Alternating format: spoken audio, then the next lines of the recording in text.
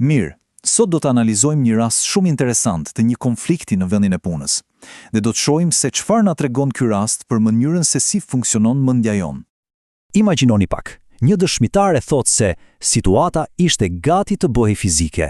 Kjo fjali e thënë nga një punonjëse në Alba Trans Logistics ishte kambana e alarmit.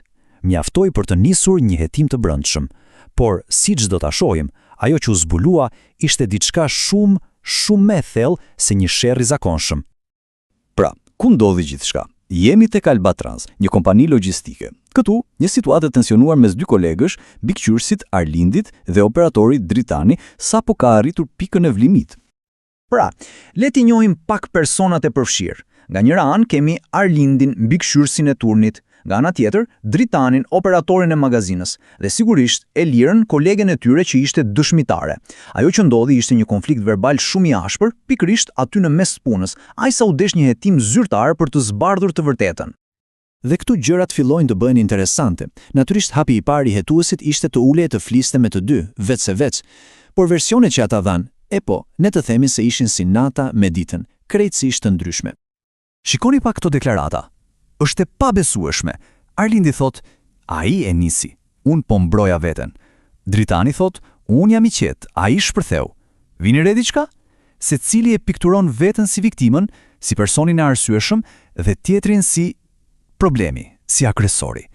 Arlindi fajson presionin nga menaxhimti, ndërsa Dritani thot që faji ishte tërësisht i Arlindit. Askush nuk merr asnjë grimc përgjegjësie. Pra, pyetja që shtrohet është e thjeshtë. Kush po thot të vërtetën? Kemi dy histori që përplasen kok më kok. Si mund të gjendet e vërteta këtu? Për të dalë nga ky ngërç, hetuesi bëri gjën më të zgjuar. U largua nga versionet subjektive dhe kërkoi diçka më konkrete. U kthye nga një perspektivë tretë, neutrale. Dhe kjo perspektivë erdhi nga Elira, kolegja e tyre. Dëshmia e saj ndryshon gjithçka. Ajo thot se Arlindi e nisi me ton të lartë, por edhe Dritani ja ktheu me të bërtitura. Pra asnjëri nuk ishte i qetë. Të dy ngritën zërin dhe më rëndësishmja, të dy dëgjoheshin duke thënë nuk është faji im. Këtu kemi një pamje shumë më të ekuilibruar, apo jo? Përgjegjësia duket se është e përbashkët, por nuk mbaron me kaq. Përveç dëshmisë, kishte edhe prova të tjera. Kamerat e sigurisë konfirmuan një qasje agresive. Të dhënat e kompanisë treguan diçka tjetër shumë të rëndësishme. Ishte një ditë me shumë presion pune dhe mes tyre kishte pasur tensione edhe më parë. Kjo na tregon se si faktet, të dhënat e ftohta, mund të presin mjegullën e emocioneve dhe të na tregojnë një histori më të plotë. Tani, dikush mund të mendojë se njëri prej tyre ose të dy thjesht po gënjenin, por e vërteta është më komplekse. Mospërputhja në versionet e tyre nuk vinte domosdoshmërisht nga gënjeshtra. Fajtori i vërtet këtu është një mekanizëm psikologjik, një paragjykim kognitiv që e kemi të gjithë. Dhe ky quhet paragjykimi i vetë shërbyes. Çfarë është? Është fare thjesht. Është tendenca jonë natyrale, njerëzore, për t'i atribuar sukseset vetes, ndërsa për dështimet fajsojnë faktorët e jashtëm. Në thelb, është një mekanizëm mbrojtës për egon ton. Ne reinterpretojmë ngjarjet në mënyrë që të dalim gjithmonë mirë. Tani, le t'i shohim edhe një herë deklaratat e tyre përmes këtij filtri. Bëhet gjithçka kristale qartë. Kur Arlindi thot isha nën presion nga menaxhmenti, çfarë po bën? Po fajson faktorët e jashtëm. Kur Dritani thot unë jam tip i qetë, ai po egzageron rolin e tij pozitiv.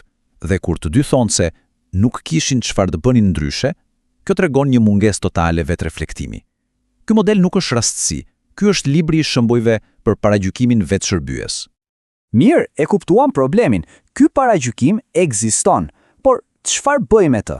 Të disë që ekziston është hapi i parë, por nuk mjafton. Si mund të luftohet aktivisht për të arritur tek e vërteta? Ka disa teknika shumë praktike. Këtu kemi 5 hapa thelbësor. Së pari, duhen bërë pyetje të balancuara, si cila ishte pjesa jote e ndikimit në këtë situatë. Së dyti, përdorimi i provave objektive, si emailet apo videot. Së treti, duhet kërkuar për asimetri, kur dikush vetëm lavdron veten dhe fajson të tjerët, kjo është një shenjë alarmi.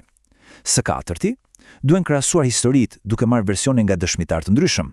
Dhe së pesti, shumë e rëndësishme, duhet krijuar një ambient ku njerëzit nuk kanë frikë të pranojnë gabime të vogla. Për shembull, imagjinoni një hetues që thot diçka të tillë: "Shiko, të gjithë bëjnë gabime kur janë nën stres. Unë thjesht po mundohem të kem një pamje të plotë. Një fjali kaq e thjesht, por efekti është i jashtëzakonshëm. Ajo ul menjëherë muret mbrojtëse dhe e bën më të lehtë për personin përballë të tregojë një version më të sinqertë të ngjarjeve. Dhe cila ishte zgjidhja tek Albatrans? Ata nuk u fokusuan te ndryshkimi. Kjo është thelbësore. Në vend të kësaj, ata investuan në trajnim për menaxhimin e konflikteve për të dy punonjësit. Për më tepër, vendosën rregulla më të qarta për sjelljen profesionale dhe procedura më të mira komunikimi, sidomos gjatë ditëve me ngarkesë të lartë. Pra, ata e kuptuan se problemi nuk ishte vetëm te njerëzit, por edhe te sistemi. Pra, e pam qartë të paragjykim tek Arlindi dhe Dritani. Por, pyetja e vërtetë që duhet të bëjmë është kjo. Ku fshihet ky paragjykim në historitë tona? Në mënyrën se si ne interpretojmë sukseset dhe dështimet tona? Ky është reflektimi më i rëndësishëm që mund të marrim nga kjo histori.